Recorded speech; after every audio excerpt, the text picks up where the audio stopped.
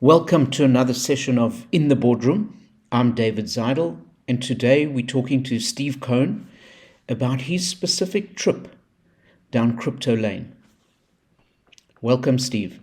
Just to fill everybody in, as it is a stroll down crypto lane, it's really just Steven's story about how he got into crypto, slightly different to other people, where others in the early days, he was in the IT field, people talking about it, and people went and bought cryptos. Stephen looked at this and thought, if I'm going to do this, let me actually go in the other route. And he started mining cryptos. And he's got some fascinating stories. People coming on this, when I mentioned that this is what we're going to be talking about, people have said to me, well, I want to listen to this so I can make my millions. And it's not, we're not giving you advice of even to get into cryptos. What we are doing is just sharing a little bit of the information of what Steven's experienced.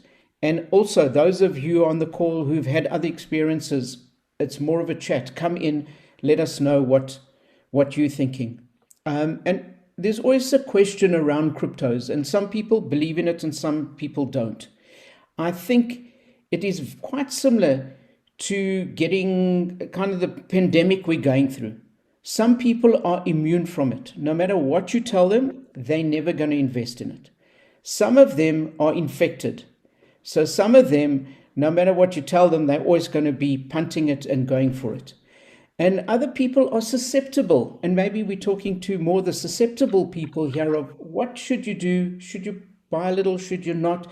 And as I said, is it a buy or a buy? And it could be either, it could be both. Also interesting that the word crypto actually starts off with the word cry. And some people have lost money, but a lot of people have also made money.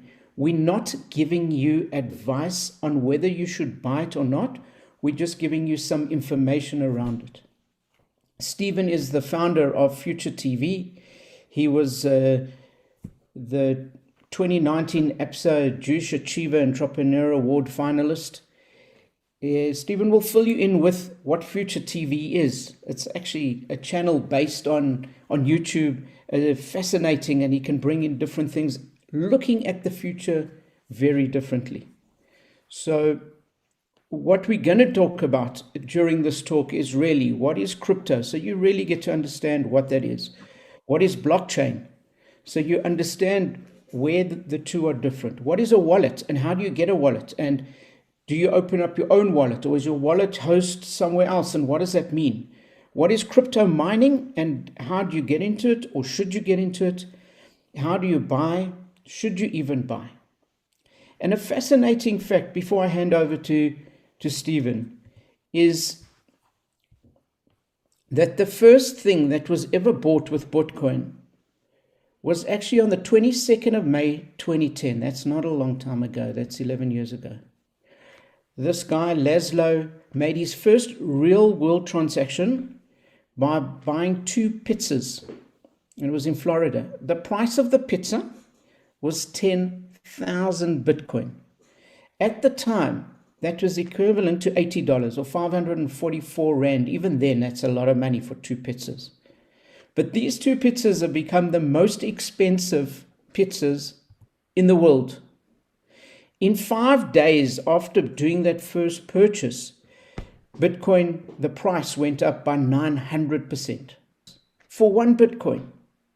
What that really means, based on today's value, if you look at today's value, so in total, or at the 50,000 per Bitcoin today, it's $500,000. Okay, or it is 7.5 trillion Rand for 2 pizzas. And people say, wow. But the thing is, without that initial transaction, it wouldn't have got into the real world that we're looking at. So, Steve, I'm going to call you in here and tell us, how does it rise from zero to that? Is it going to go further? Is it worth getting involved in? Just take us a little bit around your story. Maybe start off with a little bit about what your business is. And then how did you go from that to becoming this person who is quite clued up, in my opinion, around this? So over to you, Steve. Thanks, Dave. Well, firstly, I think 2013 when I was the first time I kind of got introduced into Bitcoin. So my one friend, his brother's very jacked in like RT and stuff, and he said, "Yes, you guys should buy Bitcoin." And it was like at $30, and like I thought, okay, $30.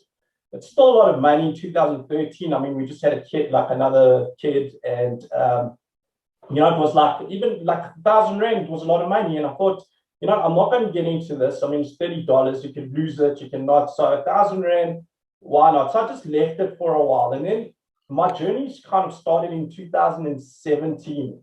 I was sitting around the Shabbos table and like I'm looking at Bitcoin again. It just kind of came up in my mind. And I thought, okay, it was like the beginning of January 2017. I'm sitting there and I'm looking at this and I'm thinking, wait a second, Bitcoin's $1,700. $1,700 for this thing that was like bought with like a pizza was bought for like 10,000 Bitcoins. Now this thing's worth $1,700. Imagine how much that guy's worth today. Like, and that was in 2017. So I thought, instead of spending money on buying Bitcoin, because it's there wasn't much information about what Bitcoin was. It was just something that was mined. It was decentralized, what people knew. And I thought, okay, so let me go and buy components. And I went in with my wife and my sister-in-law, and we went and we bought 38,000 Rand graphics cards, motherboard. This is a computer. So we bought a computer, but it works with graphics cards because I saw Ethereum started coming onto the scene, and Ethereum was the second highest crypto. And I watched this guy called Vitalik Buterin, and Vitalik is one of the smartest guys. I've watched his webinars. He worked for a magazine called Bitcoin.com or Bitcoin, and what he used to do is he used to write articles about Bitcoin and promote Bitcoin, but he saw a lot of flaws in Bitcoin where he says, why don't they do this with Bitcoin? Why can't you embrace the technology and make apps that can work off Bitcoin? So he started Ethereum. So I thought, look, Ethereum looks a bit more techy. It's more my kind of vibe. If I lose money, if it's computer level works, at least I can use this. I can use this for something else, or graphic wise, I can use the graphics cards to play games or sell them. And in the end, we spent like 38,000 Rand and we built this mine. And I let this thing like run in the backyard, like in a room in the back of my house, put a bit of ventilation there. And this thing started mining, and all of a sudden these coins started coming in. It started like, geez, okay, so one Ethereum arrived, then two Ethereum. And as time came by, I actually saw Ethereum was starting to go up because people started taking notice of it. So, Steve, and that's how I started my crypto journey. Yeah. So, Steve, can I ask you that when you talk about mining? So, I don't understand when you say these coins started arriving. Do they get delivered by DHL? Or pretty much no. So what happens is it does calculations. It's all about calculations. So Bitcoin uses it as like they use a different. It's a different calculation to Ethereum. Ethereum you can use a CPU to mine, which is very slow. But graphics cards can also mine. They've also got their own processors, and they're much faster to process transactions. So all it does the whole day is it calculates transactions until it basically comes up with a calculation that you found that will pick up 0.1 of an Ethereum.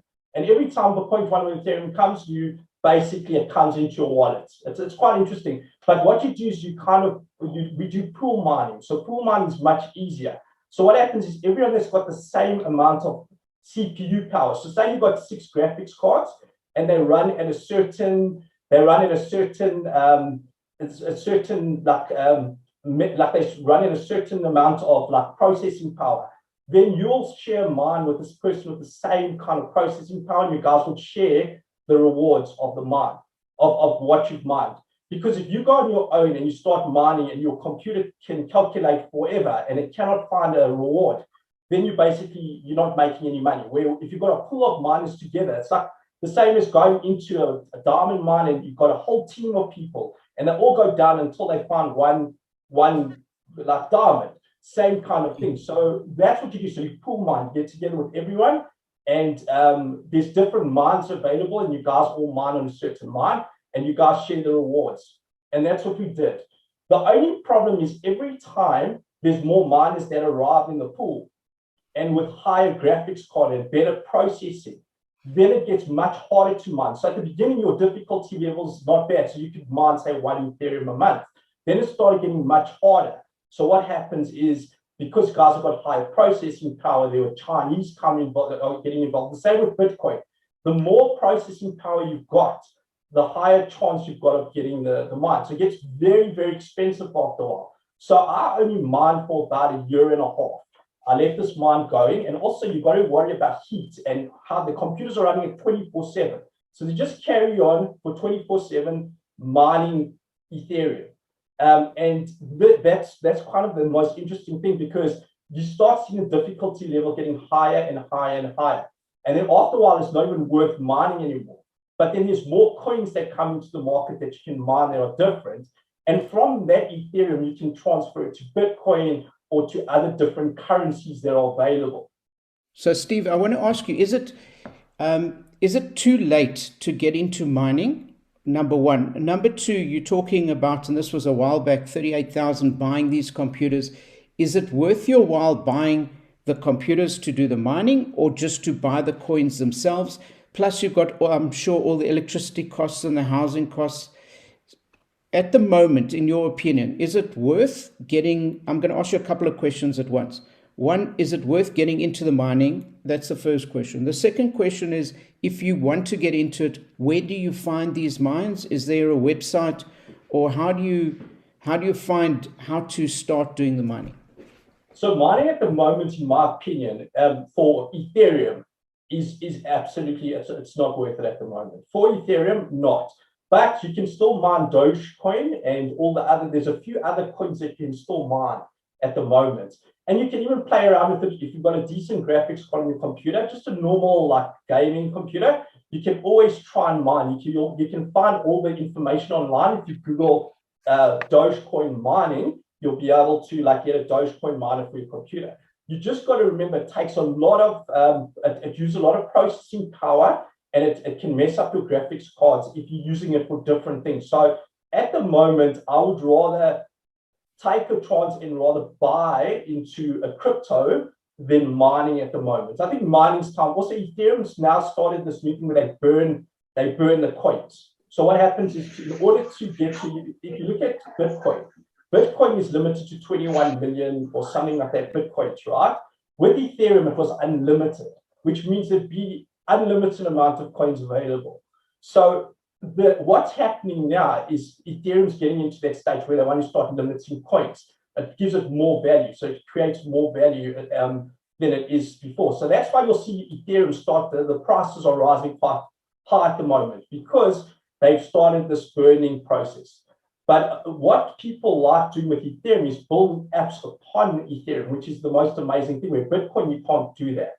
And we're finding that a lot of people, instead of mining these tools, they're starting to create their own coins, or they're starting to create their own value by creating an Ethereum network. So it's called Ethos, and it's a whole new network of ways of making money from crypto. Okay, so let's say I've got a few $1,000 I want to invest. What do I do? And there are thousands of different coins. I hear things about wallets, and just explain the mechanism and what is a wallet. Now we know where the mining is, and maybe we'll leave that for a later stage. How do I choose what coin to buy? How do I buy it? What is a wallet? Do I have to have my own wallet? Do I put it into someone else's wallet? Can you unpack that for us? Sure. So the easiest way to buy in South Africa is Luno. So Luno, you can buy via the app. They're probably the biggest and the most trusted in South Africa at the moment. So you can take any amount, you download the Luno app, or you can go to the website and you sign up and register. Everyone basically starts off normally with either Bitcoin or Ethereum. At the moment, Bitcoin is still the highest. Everyone knows like a little bit and have heard the hype about Bitcoin.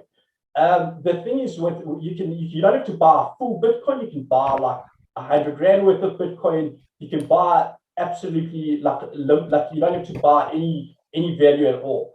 So it's good to, as a store of value, like Luno's good. But then what you've got to understand is when you're buying off an exchange, they've got your keys, your private keys for your wallet, which means what happens is if they get hacked or say they close down or there's some shenanigans going on in the company and something happens, those Bitcoins can disappear. They're not yours, okay?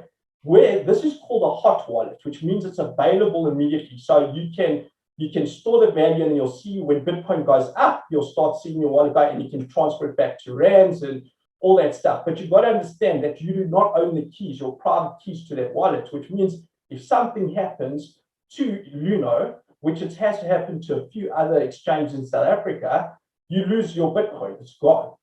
And also there's a lot of people, I don't know if you've heard of Mirror Trade International and all these other guys that came around and started offering and promising people 10% interest every day or whatever it was, or every month, some like things, and then they disappeared with the money or they closed down. So at the moment, if you're really serious about getting into crypto, you've got to create your own private wallet. And there's online wallets, there's paper wallet, which is a cold wallet, which stores it offline. So if you want to play around with crypto, like transfer from one, I would say buy, say, whatever you buy through Luno, but then you create a private wallet to put the majority of your coins into there and leave it there. Don't touch it. And then leave a little bit there so you can play and you can transfer some to Ethereum, some to XRP, whatever, Bitcoin Cash, that kind of stuff. So I wouldn't leave all your money in one basket on one exchange because anything can happen in that situation. So you're saying it's very risky, and this is what people are the most fearful of, is losing their money and putting it in. So I see some comments on the group. This says Luno.com is extremely secure, has never been hacked. And then there's a question, can you buy other cryptos besides Bitcoin, Ethereum with Luno? Yes. So are you talking with Ethereum or with Luno? Sorry. So if you're on Luno, yes. You can buy obviously Bitcoin and Ethereum, but can you buy other coins? Yes, you can buy Bitcoin Cash as well. I personally like Bitcoin Cash. I think I don't know, can I just explain to you what Bitcoin Cash is all about? Yeah. So there's a guy named Roger Ver, and he owns a website called Bitcoin.com. Now, Bitcoin Cash came around, as I said, that the true Bitcoin is not the Bitcoin that everyone's buying at the moment. Bitcoin Cash was Satoshi Nakamoto, I think that's his name. He's the main guy that actually started, he's the so-called Bitcoin founder. If it's a he or her, a girl or boy, a machine, whatever it is. But Roger Ver kind of says that the way Bitcoin is working at the moment, the transaction time, the way it's working, it's not 100% made for, it's a store of value. So it's not something that you can trade every day. With Bitcoin Cash, he made it like, okay, transaction fees are very high on Bitcoin. Transaction fees on Bitcoin Cash are like 1 cent. So much cheaper. And you can also use it in real time. So you can take Bitcoin Cash and I can transfer money to you immediately and it'll cost me one American cent, whatever it is. So much easier, where Bitcoin is more of a store of value, like gold. Bitcoin Cash is more of a transaction value system. Same as Ethereum in a way, but Ethereum is more of a development tool as well onto that. So I think, in my opinion, Bitcoin Cash is something that I'm looking at very seriously. I think Bitcoin Cash could have a very big future. It doesn't get as much hype and marketing and all. At the moment, crypto is about the way the hype is, how many Google searches for Bitcoin there are. Where Bitcoin Cash, in my opinion, is like the underdog that one day I think could be very potentially huge. And now you've got all these millions of other coins as well. So from Luno, you obviously need to transfer to another website or another system to buy them. First of all, do you recommend any? How do you do that? And then how do you choose amongst these thousands of coins, and are most of them not worth it, or are they worth it, or do you just stick to the mainstream? So I follow the hype, basically. So when I see Elon Musk, I mean, I like the guy. When he bought I think it was January, when Dogecoin, whatever it was, I know Doge, it was a joke, it was meant as a joke. kind of thing. When you see the hype of someone influential start punting a coin, because that's where we are at the moment with crypto.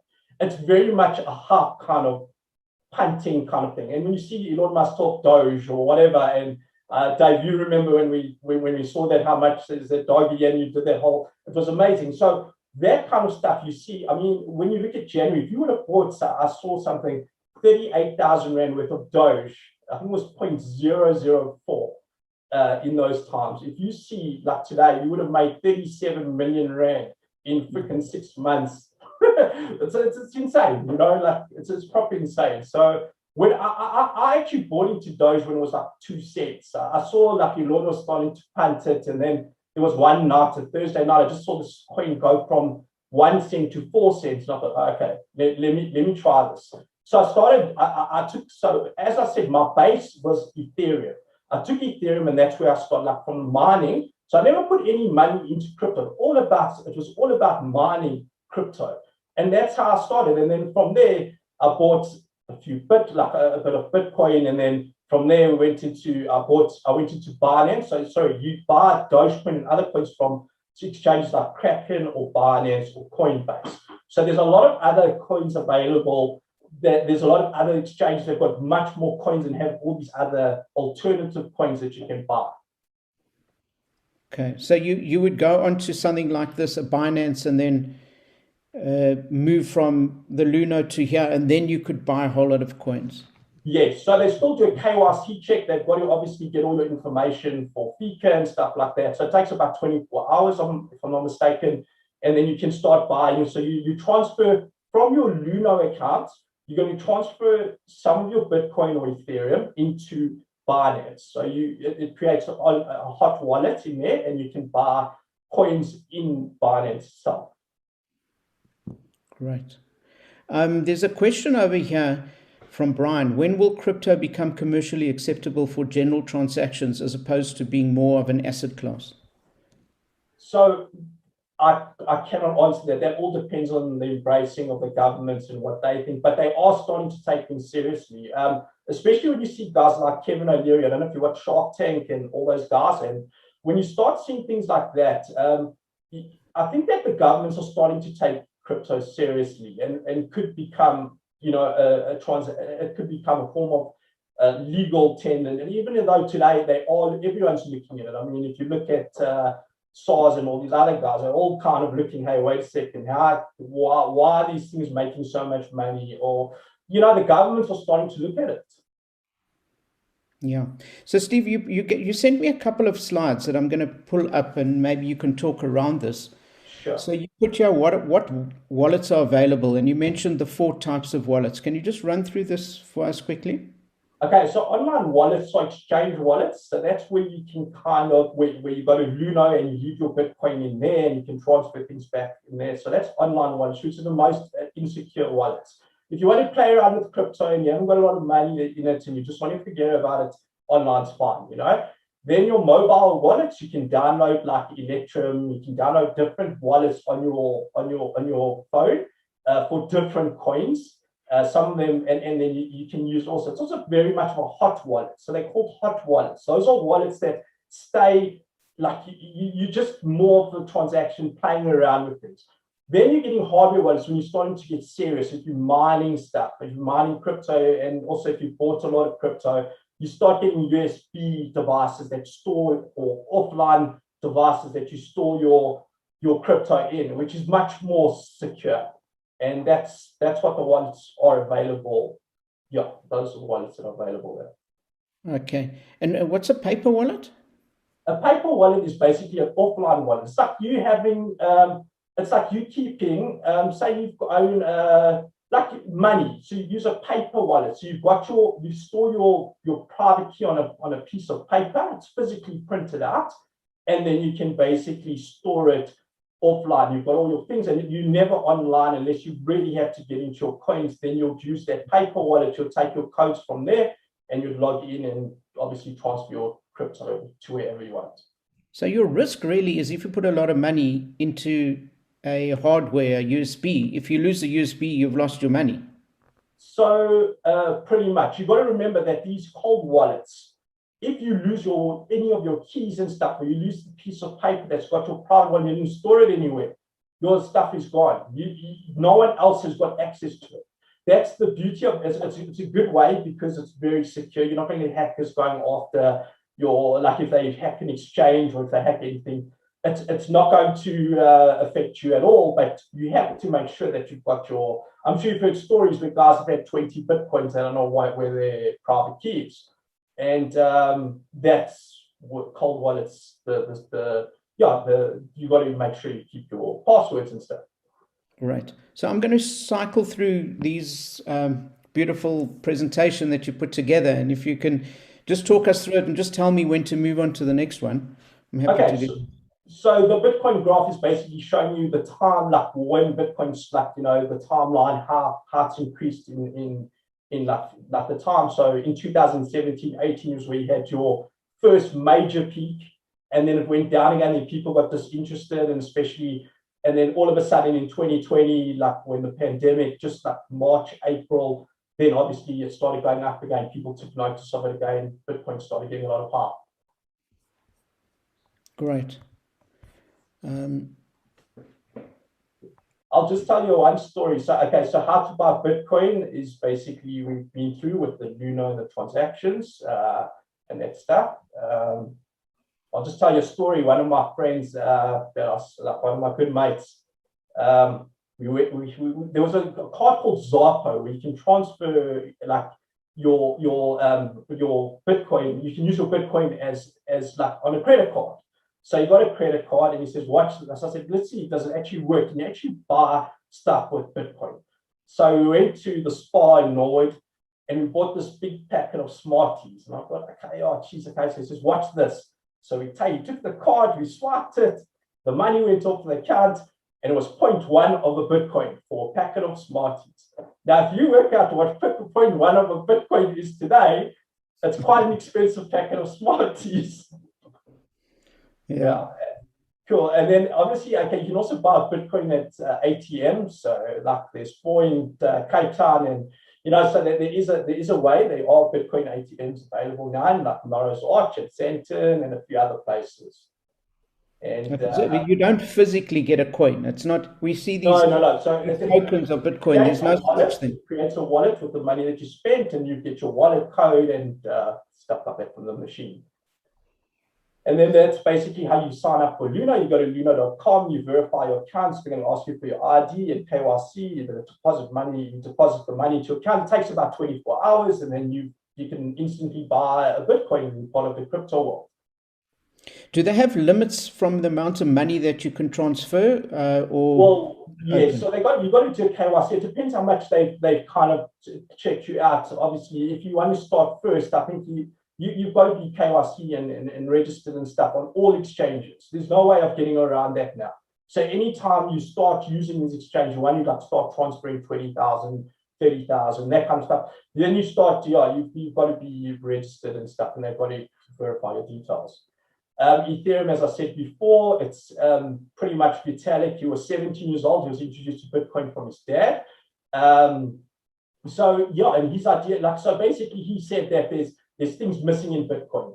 And then with Ethereum networks, you can run applications, there's smart contracts available and so there's a lot of other coins based on, so if you look at Cardano, the founder of Cardano, it's another coin, was also one of the developers of Ethereum. And he went on his own, but a lot of these coins are based on Ethereum's network and running on top of Ethereum. That's why Ethereum is at the moment a very interesting coin to get into. It's very interesting. Then mining of Ethereum, I spoke about, and then Dogecoin. So when Dogecoin basically started, it was like a joke. The guy said it was a joke. The guy that actually, the founder of it, couldn't believe the price went so high. He himself actually says, I don't know, I mean, this coin, I didn't do much with it. They've still got to develop the coin and make it more secure, in my opinion. But he was able to buy himself $100 with the money he made from developing Dogecoin when he sold in 2 years ago. So he kind of looks at it. He bought a Tesla. You should have No, bought you the can get a Tesla. Tesla. It was not yet, but maybe Elon will make it happen. But he's still the guy, Billy. I can't remember his surname. When he started Dogecoin, like when he saw what the price was now, he comes to, I cannot believe this. I cannot believe what's going on here.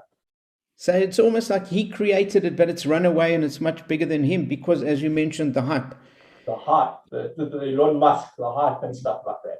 So what are other coins where there's hype around it that you're aware of at the moment? Cardano at the moment, there's a lot of hype around it. I think that, let me just think, Cardano, I'm just trying to think if there's anything else.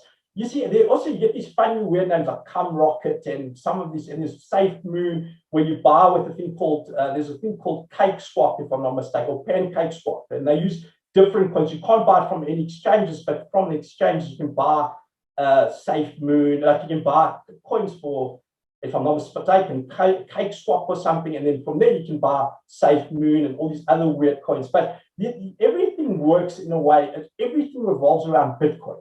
So if Bitcoin does well, then the other coins will start doing well. If they don't, in my opinion, all these coins revolve around how Bitcoin's doing. So you'll start with the hype, you'll see Bitcoin prices start going up, then Ethereum and altcoins start going up when Bitcoin starts stabilizing. And then you'll see these altcoins start just shooting up to the moon. They just go crazy. And that's why you see someone go up 1,000% in a day and you think, what the frick, what is this coin? I've never heard of it. You know what I'm saying? And people think like, wow, this is the new like it. But in the meantime, what's quite interesting about Dogecoin is like, it's one of the coins that haven't actually lost value. So yes, it went from 72 cents down to 30 cents. But if you look at the price in January and December, it was only 0.04 cents. So whatever it was. So even though it's lost, like I remember my wife before Elon Musk went on to, he was on Saturday Night Live, and the hype around Dogecoin came in. It was like 67 cents just before he arrived on the show.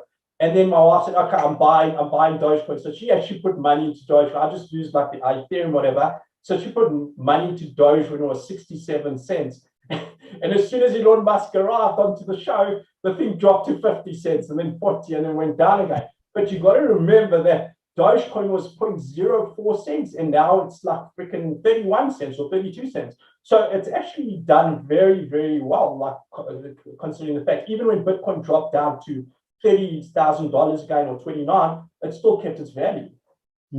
So what you're really saying there, it's like anything else where there is also timing of the market. So you can get into a good thing or a bad thing, and the timing might not be brilliant.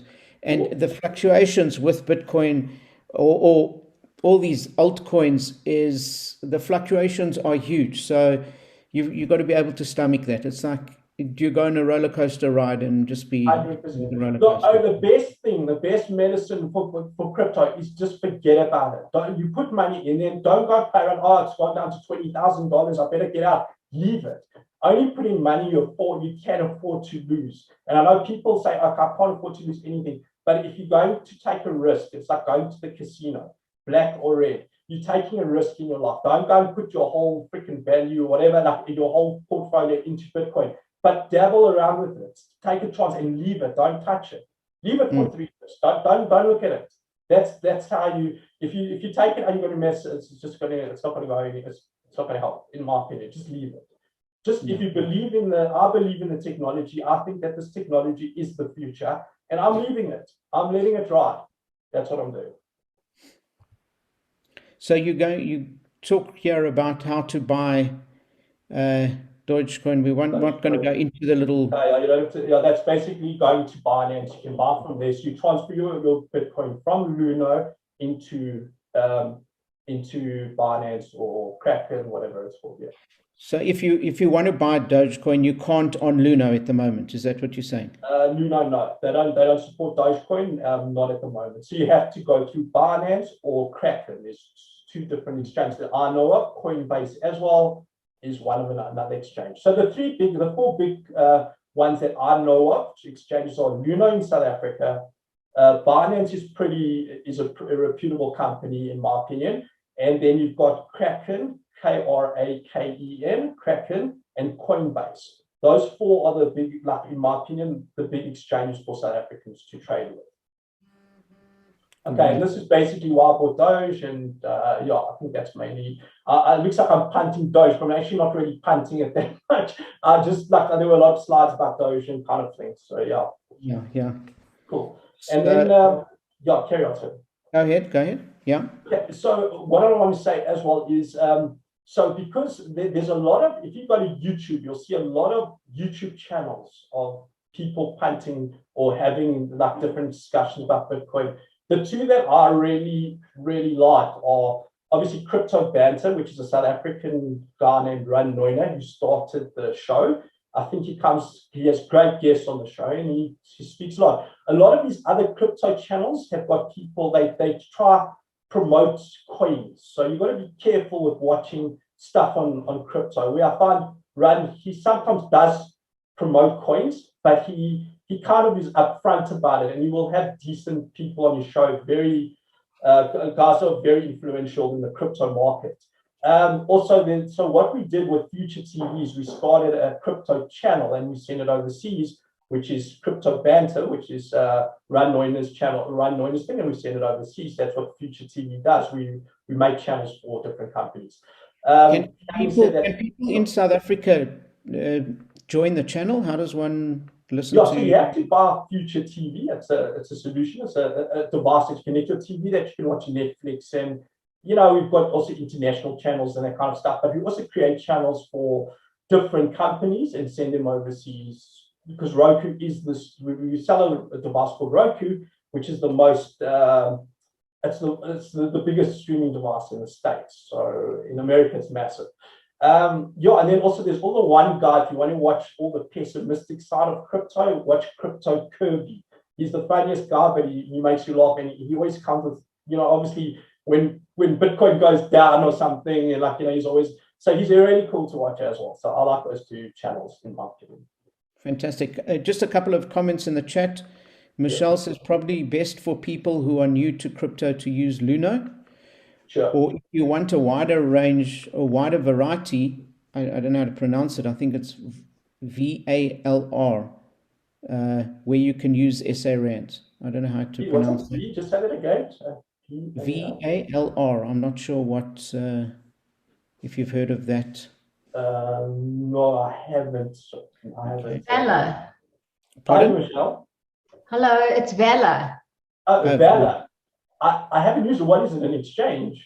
Yeah, it's an exchange like Luno with a wider variety of coins, and it's also a safe platform to trade with. Okay, I'll have a look at that, Ty. Thank you. Fantastic. And then Jonathan says, Luno's liquidity and order book seems extremely limited compared to other exchanges. How do I know my cryptos are safe and the price I'm getting is fair? Are there any other solutions? So that is a comment I've heard quite often of when you're buying, and how do you know you're getting the right price at the time? So you don't. And Luno, I'll be totally honest, there's a thing called arbitraging, where if you go to different exchanges in the world, they all got different pricing for crypto. So at one stage, I think if you bought on Kraken, say a Bitcoin, it will cost you a lot less than buying it from Luno. That's a great question. The problem is South Africans are very limited. Like a lot of them only know of Luno. So arbitraging was very big at one stage when Bitcoin becomes kind of stable. So in 2018, when it was kind of a stable at say $8,000, whatever it was, people were buying crypto on Kraken and then selling it on Luno to make a profit. It's called arbitraging. So the exchanges do have different pricing of Bitcoin when you buy it. Great. And then Daryl says, is Bitcoin near its ceiling, the ceiling value? Is there potential for future growth, or would Ethereum or Doge have more gains? So I can't answer it for fact. Like if I say to you, your Bitcoin's going to go up, I'm going to be lying, because I wouldn't know. But I do think that Bitcoin will definitely reach a higher thing. But if you look at where it's going now, it looks like the altcoins like Ethereum, and I can't talk for Dogecoin, but they're starting to catch up with Bitcoin in a way that they're becoming more, the value is like less, there's less of a gap between Bitcoin and Ethereum than there was before. Great, great. And then Michelle says, I think those watching today need to figure out uh, if they want to trade or hold crypto. So there's, again, it's a different theory. Are you buying it to trade or are you buying it to hold? She says it's an extremely volatile market and you can lose your pants. If you are willing to take the risk, you could invest now and wait for the price to increase over time. And she thinks that's much safer. So I would definitely, I'm a holder. I don't trade at all. I don't believe in it. I will buy different coins, but I'll never trade. Like, I don't like trading. It's just too risky for me. So Yeah. I agree with Michelle that you are, in my opinion, hold and leave it and forget about your coins. Just do it like that. Don't trade because you can lose a lot of money from that. Yeah. And then you'll have charotas for the rest of your life if it goes up.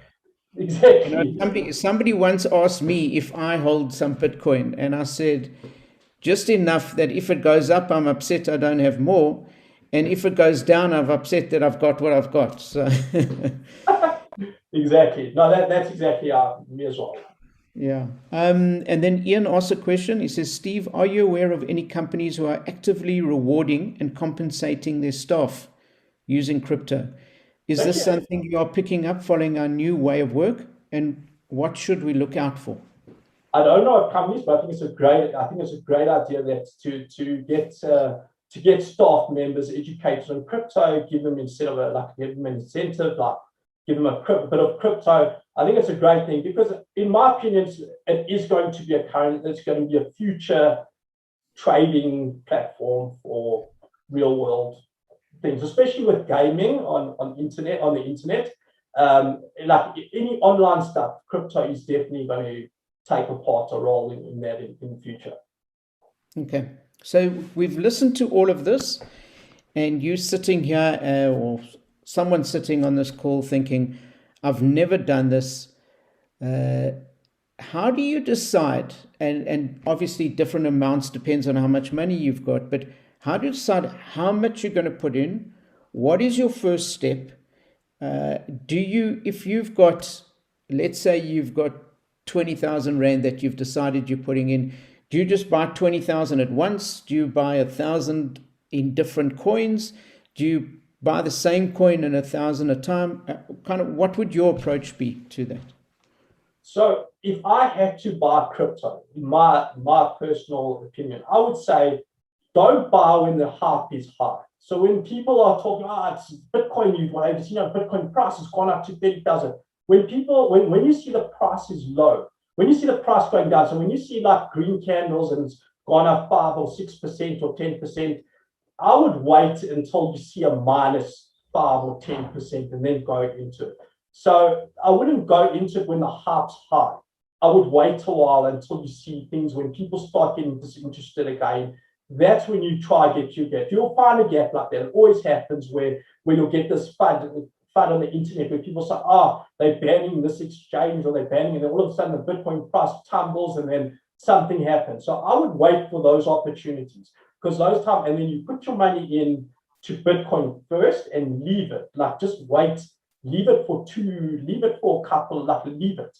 And don't even worry if the price goes down even more. Why did I buy now? Just leave it and let it ride for 3 years, 2-3 years. It's a long-term investment, in my opinion. It's not something that's going to make you money immediately. You're not going to casino unless you really want to try. Some people get lucky. And then all of a sudden the Bitcoin price goes up 10% in one day, like it did it last 2 weeks ago. It went up $20,000 a day.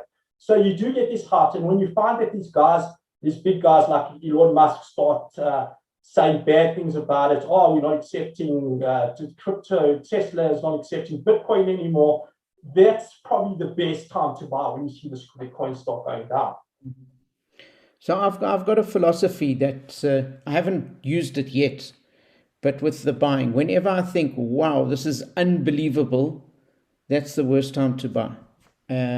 And if I feel like, why did I even put money into Bitcoin? That's the time to buy. Exactly. So when your swimming pool guy or your hairdresser or your guy like does a course decides, I do that, you see Bitcoin's gone mad, man. I think I'm going to get into it. That's the time not to buy. Put it that way. Yeah. And just on the new aspect of it, these called NFTs, do you know much about that? And how does one get into that, if you know? I'm not really a fan of NFT. I think it's a quite a good concept. I think it could have potential. I mean, but I don't know. I can't answer that, Tate. I'm not really Okay. up for that. So. Okay, great. Steve, anything else you want to share before we open it up? People can ask direct questions, but anything else you want to talk about your lessons that you've learned through being in the crypto world now, maybe 8 years, which makes you one of the veterans of the crypto world? But I would say hold and forget about it. Don't even think about that money. Just leave it. If you set up, if it really gets just that, always set a target. So, for example, if you say, okay, I want to walk out here with R1 million, right? R1 million profit. Then wait for it to get to 1 million. Don't go, oh no, it's gone down to 10,000 Rand. I'm out of here. I've lost all my money. Leave it.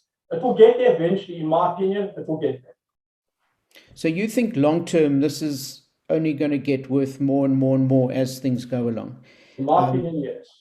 Okay. In the early days, there was that massive jump. As we said, somebody bought the pizza for 8 cents, and now it's worth 50,000. 50 million. Will we see the same kind of jump, or will it be much smaller increments? I can't answer that. I'm sorry. Okay. I can't answer that.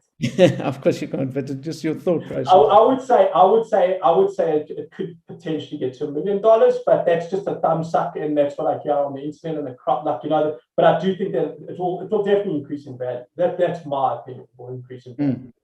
Okay. And last thing from me, would you now go?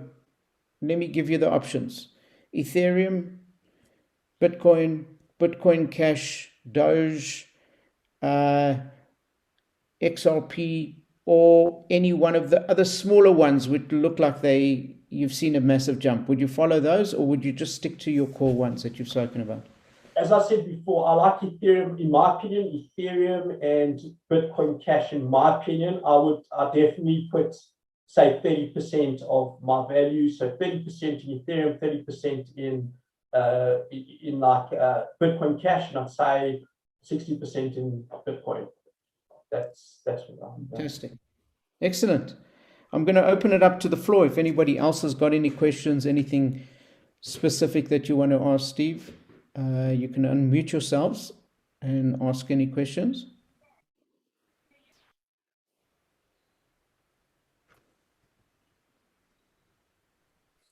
Steve, can I ask you a question? Sure. What's stopping the man in the street coming up with his own Bitcoin? So that's a good question. I mean, anyone can start their own coin based on the Ethereum. If you can develop your own coin, which is very clever. So someone could come up with some concept, say Facebook or WhatsApp could come up with their own concept to pay for goods online by using WhatsApp, and they can call it the WhatsApp coin. And that could be the coin of the future.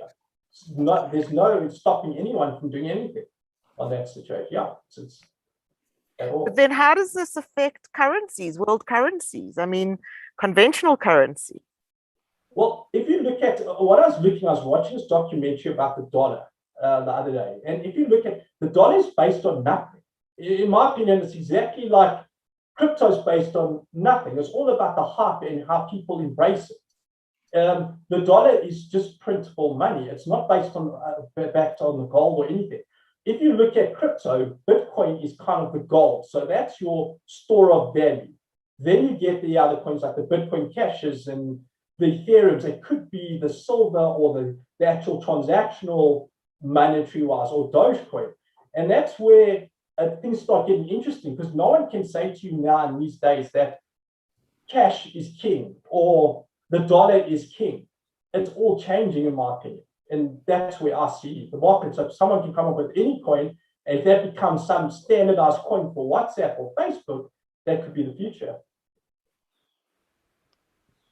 Yeah, so it's all based on supply and demand, back to your basic economics.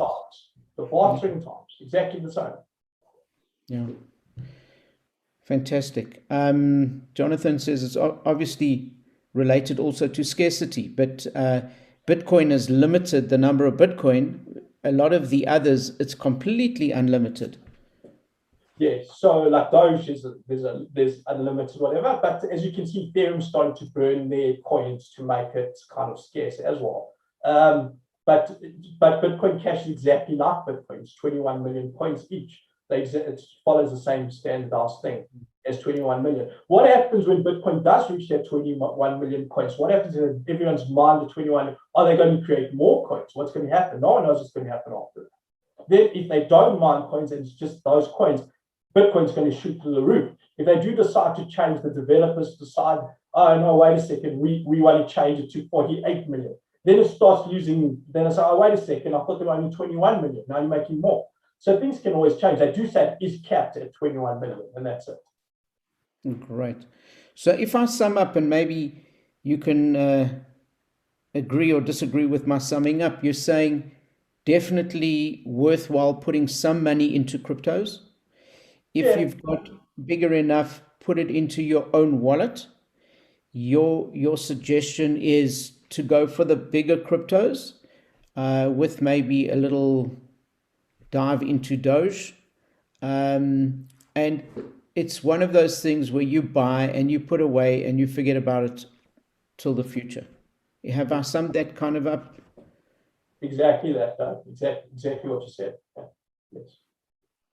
Yeah, there's also on the chat group, there's just a couple of comments around Michelle saying that companies are not yet paying in crypto because of the tax implications. She does some consulting with 2 crypto companies and neither of them pay with crypto because of the tax reasons. And then Ian said, if they offered to pay you in crypto, would you accept 100% payment in crypto? Or would you hedge and take some portion of fiat? And if the fiat currency is our dollars, our euros, our rands, the normal ones. So, that's a question of kind of, it was a personal question, I think, towards Michelle, but just generally going forward, I think maybe the acceptance of the cryptocurrency will become more and more, and then maybe people will take more. And Michelle says, I need to pay staff and expenses, so ideally she would take part in rands and part in Bitcoin or Ethereum or even what she calls Litecoin. There's a coin. So Litecoin is a very big. Sorry, I never spoke about Litecoin. I don't own any Litecoin, I'll be honest. Never got into it, but yeah, it's a quite a good concept. I mean, it's a crypto and it's been around for a long time and it's done pretty well. So, but I didn't get into Litecoin.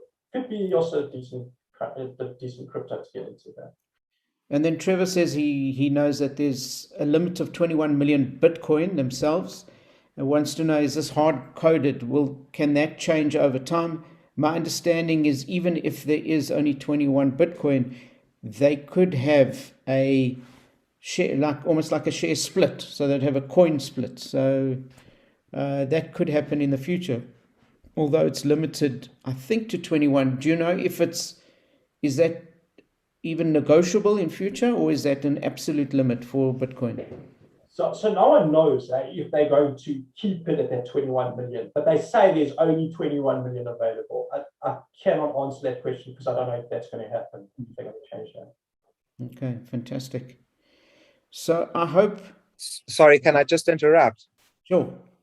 It wasn't a question. I was saying that that 21 million Bitcoin maximum value is hard-coded in the source code. It will never be more than that. So then I said further to that, I think this bodes very well for the long-term value due to the scarcity. Interesting. Right. Trevor, do you think they could split the coin? Like, could they have a split? Maybe like I don't think, in terms of Bitcoin itself, no. I've read I mean, I'm not an expert, but I've read from more than one source that is, as I say, it's been hard-coded into the code. It can never change. They'd have to completely recreate the coin. It's once it reaches 21 million, that's it. But that said, I think it's going to take a couple of 100 years, or a long time to get there. Not going to happen in our lifetime. Okay, thank you. Thank you for that. Michelle, I see you got your hand up. Dave, I've been in the market quite a long time as well. And what happens is you get these things called a fork. Now, Bitcoin has split where the developers decide they don't like what those developers are doing and they want to do their own development. So like Bitcoin Cash is one of those that split, but the core of Bitcoin remains, and the fork. So for instance, if you've got one Bitcoin and there's a fork, say now they're forking into something called Bitcoin Green, then you would get one Bitcoin Green at the time of the fork. So you would own both. It's quite nice when that happens. And then you get another coin, just like that. But it splits, and then those developers go and do their own thing, and you've still got your Bitcoin. Okay. So you just get the new coin on top of that. That's like a Correct. bonus. It's almost like it has a baby, and then you get to keep your baby. Fantastic. So when Bitcoin Cash, I think when it came out in 2017, it was like that where Bitcoin forked, and then you got like 10% of your. So Bitcoin Cash was 10% of Bitcoin, and you got some of your Bitcoins became Bitcoin Cash, where you got one Bitcoin Cash for your Bitcoin if you had one Bitcoin. So it was 1-for-1, if I remember that. Michelle, you're 100% correct. I forgot about that. Thank you for reminding me. Okay, I can see. Ian, did you want to say something? Ian, is it Ian Bessarabi? Yeah. Thanks, David. I think just to add, the best way to describe the forking is very much like in the traditional markets when you have a corporate event on a stock, where you would be issued with new shares, or you'd be issued with. So sometimes the company would issue shares, or they'd issue a dividend. In this case, the fork would essentially be another attribute. Somebody asked a question earlier about NFTs, which are non-fungible tokens. Similar concept. That's the way that they're going to pan out, is that you would be able to, for example, own a copy of an artwork, if I can call it that. So you would have a stake in it. You would have you'd own not the actual artwork, but you'd own some of it, and then you'd be able to earn royalties and earn other stuff. So the whole point of these investments, if I can call it that, is giving access to people who previously wouldn't have had access to these markets. And I think the important thing, and I'm sure Steve mentioned this earlier, is you don't have to go out and buy one Bitcoin. You can, it's fractional ownership. And the fact that you can own a fractional piece of a Bitcoin means that you can lose a lot of money, but you can also make a lot of money. So it's that fractional ownership that makes it attractive and equally accessible. The other thing, last point, there's so much to talk about, but I think going back to Michelle's question or point that she mentioned about having staff to pay, I have a similar situation. I've got to pay staff overseas, and what we do is we pay USD. So it's USDC, sorry to add another acronym, but that's what we call a stable coin. And stable coins effectively have less volatility than the cryptos equivalent. And I think it's a concept that we're going to see more of coming with what central banks are now looking at. I know the South African Reserve Bank are looking at a central bank digital currency, a CBDC. And effectively, the whole intention and why I do that is it's just easier to pay people, instead of having to do correspondent banking with charges and chargebacks and lengthy times and then unfavorable exchange rates. At least you're now giving person value immediately. So look, it's probably a long way, and that's why I asked Steve the question if he knows of any companies that are actually paying salaries or it's part of their payroll, because I think that's the next thing, is once we can start paying people in crypto, it's going to open up this landscape. So thanks for the opportunity, and Steve, thanks for your insights. Great. Thanks, and thanks for bringing it up. Sure. Yeah. Great. So the stable coins that it's like there is like a few of them. There's the USDC, and then there's also Tether and USDT, and there's Binance, the Binance coin as well, which are based on the stable. So $1 equals one of their coins as well. So this is, you don't use value. If Bitcoin drops or goes up, it will stay at like $1 or $1.01 or whatever. Great. So Steve, first of all, thank you so much for your time and giving us some of the knowledge. I feel like my brain hurts from all this input and everything. And also for what everyone shared on the group, Ian and Michelle, and there was it? I remember the surname Levy. Was it Trevor? Trevor. Yeah, thank you. So, guys, that it adds a lot of value to get all this other input in. So, thank you very much. I just want to see, there's might be one or two other questions just quickly before we look here. So Brian said there is a platform deal that allows employees to withdraw funds in crypto, and I think it's spelled DEEL. So maybe something else to look at, and maybe more opportunities. And I agree with Ian, as it becomes more usable, and I think we're in the early days, as people start using it, that's when the value starts going up. So, guys, I hope I'm going to say bye-bye, and you decide whether it's bye-bye or bye-bye. So, Tracy, over to you. Thanks, Dave. Thanks a lot for letting me come on the show. Appreciate it. Thank you. Thanks a lot, Steve. So before we close off today, I'd just like to reiterate what Dave said. Thank you to our audience for all your participation. It's made such a nice interactive webinar, and given us insights into other things as well. Steve, on behalf of myself, Helene, and the Orchard team, we thank you so much for sharing such valuable insights. A lot of us came on this call today really not knowing anything, and you have put things into such perspective. It's not a quick fix. Take your time, go slow, and know exactly what you're doing. And you've given us information that can really help each one of us navigate the way forward for those of us that are not that experienced. Dave, I thank you so much for bringing Steve onto the AutoJet Zoom platform.